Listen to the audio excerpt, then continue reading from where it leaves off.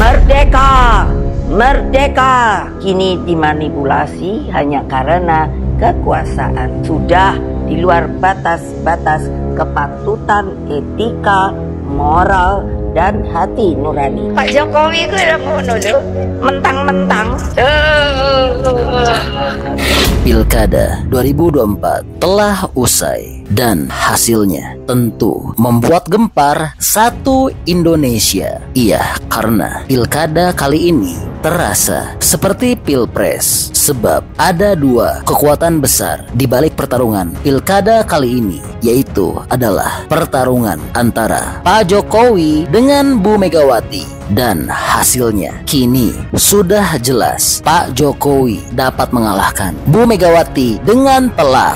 Iya, karena hampir di semua wilayah banteng telah tumbang. Hanya sedikit sekali wilayah yang dapat dimenangkan oleh banteng. Sebut saja Bali, Jakarta. Namun di Jakarta pun masih belum clear siapa pemenangnya, karena kemungkinan besar pilkada Jakarta akan terjadi dua putaran. Seperti halnya pada pilkada sebelumnya, putaran 1 telah dimenangkan oleh Pak Ahok bersama PDIP. Namun pada putaran kedua kondisi telah berbalik, karena di putaran kedua Pak Anies yang jadi pemenangnya. Jadi di Jakarta juga banteng masih berpotensi besar untuk ditumbangkan. Bahkan di markas besar banteng sekalipun yang sudah bertahun-tahun banteng menjadi rajanya dan sangat sulit sekali sebelumnya untuk dikalahkan, yaitu Banten, Jawa Timur, dan singgasananya di Jawa Tengah. Kini akhirnya banteng tumbang juga setelah berani bertarung melawan Pak Jokowi. Ya, itulah konsekuensinya jika berani melawan orang baik. Mohon maaf, kutipan ini pun kami sampaikan bahkan dari kader hebat PDI Perjuangan langsung. Iya, seorang petinggi PDIP, yaitu Bambang Pacul. Dia presiden dicintai rakyat, mati lu. Jangan pernah ngelawan orang baik loh, Pak. Ini rumus dari kakek saya. Jangan lawan orang baik. Jokowi itu lu harus jadikan teman. Lu jadikan dia lawan, modal sendiri lu kan. Jangan salahkan orang lain, salah lu sendiri. Mestinya lu punya orang, mestinya lu pakai, enggak aja lu pakai, malah lu bikin jadi lawan. Modern lu. Dan kini kondisi pasca pilkada makin panas, makin tegang, karena saat ini Bu Megawati telah mengeluarkan pernyataan yang bikin geger satu Indonesia. Merdeka! Merdeka! Ya, dalam pernyataan tersebut, Bu Megawati telah mengatakan bahwa pemilu terbaik adalah pada tahun 2024, yang secara langsung berarti mengatakan bahwa pemilu tahun ini tidak baik-baik saja. Amanat inilah yang saya jalankan pada saat Pilpres 2004 yang dikenal sebagai pemilu yang paling demokratis tanpa campur tangan kekuasaan. Pada tahun 2004, selaku Presiden Republik Indonesia, saya menyelenggarakan pemilu secara langsung yang pertama. Dalam pemilu itu rakyat sungguh berdaulat.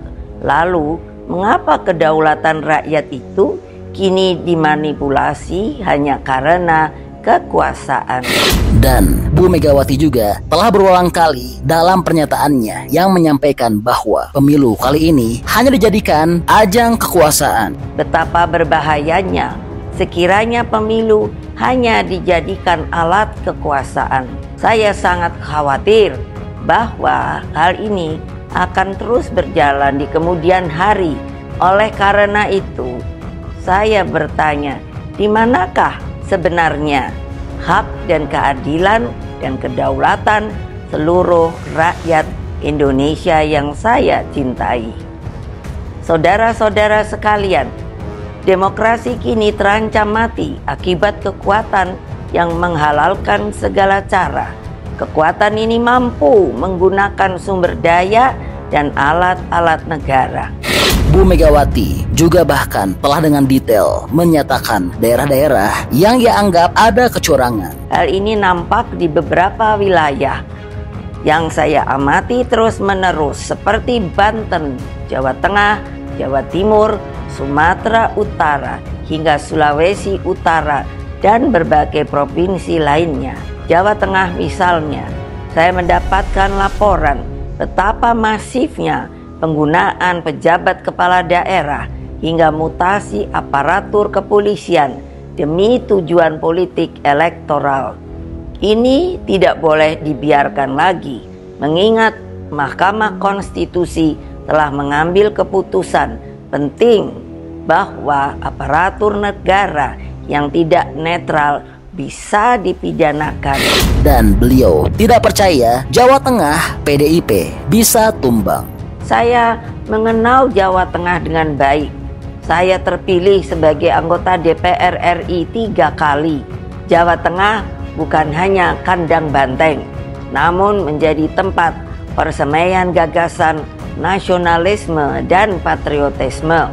Saya melihat energi pergerakan rakyat, simpatisan, dan kader yang militan, dan seharusnya tidak akan terkalahkan jika pilkada dilakukan secara fair, jujur, dan berkeadilan.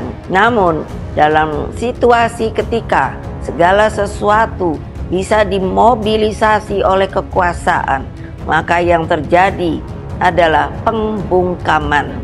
Apa yang terjadi saat ini sudah di luar batas-batas kepatutan etika, moral, dan hati nurani.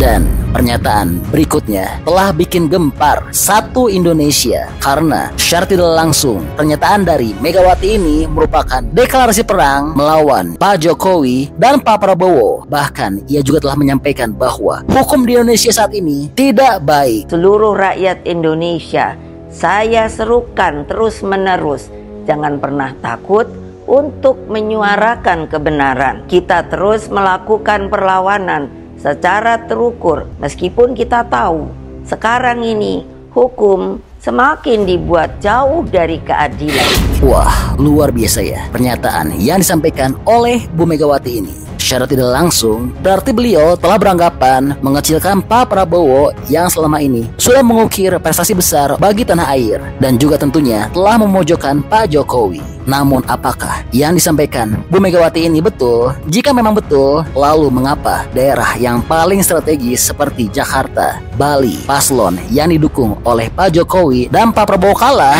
Dan bagaimana menurut pendapat teman-teman atas pernyataan dari Bu Megawati ini? Apakah teman-teman percaya? Bantu dong berikan pendapat beserta alasannya di kolom komentar ya. Karena tentunya pendapat hebat dari teman-teman akan memberikan edukasi yang sangat luar biasa dan informasi baik bagi kita semua.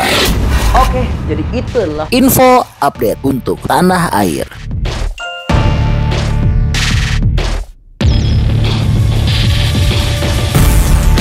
Oke, masih banyak menonton, jangan lupa untuk bantu di like dan di share video ini. Jangan lupa juga bantu untuk subscribe ya. Oke, stay tune at my channel. See you next video.